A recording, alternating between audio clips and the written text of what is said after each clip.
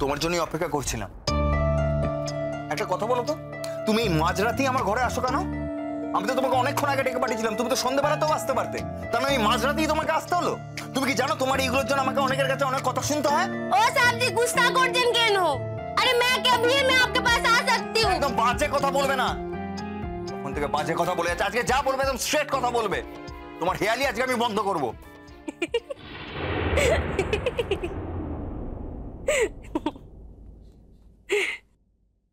আবার সেই হাসি,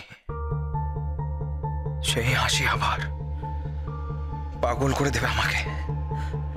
ও যতবার হাসে ততবার মনে হয় আমার সামনে যেন তুতুল দাঁড়িয়ে আছে।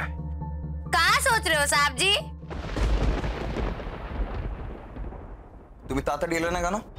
ও কেলাম তো ও সব কাজ শেষ করে ভিড় হালকা করে ও কেলে আপনার ঘরে আসতে ইচ্ছে করে আমার। Shut up! তুমি কি আমাকে সেই ধরনের পুরুষ মানুষ বলে মনে করো নাকি? যারা মেয়ে দেখলে ঠিক রাখতে পারে না, যেমন তেমন মেয়ে হলেই তাদের চলে যায়। ছি সাহেব জি, ও আমি কি শুধু একটা মেয়ে আছি আপনার জীবনে? ও আমি কি ও যেমন তেমন একটা মেয়ে? अगर ऐसा ही है तो आप मुझे निकाल दो साहब जी। আমি ওই যেমন তেমন মেয়ে ওই আপনার কাছে থাকতে চাই না।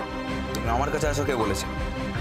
তুমি আমাদের বাড়িতে কাজের লোক হয়ে আছো, তোমার অভাব ছিল আর আমাদের বাড়িতেও একটা মেড সার্ভেন্টের দরকার ছিল, তাই তোমাকে নেওয়া হয়েছে।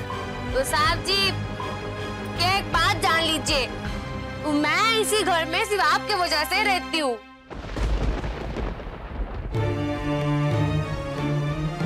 जी हाँ साहब जी, वो जिस दिन से सुनी कि आप इस घर में रहते हो उसी दिन से मैं इसी घर में आने के लिए बेचैन थी।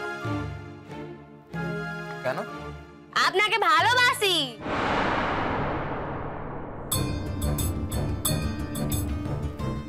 কি বললে? वो मैं आपसे बहुत प्यार करती हूँ साहब जी, वो ভালোবাসি।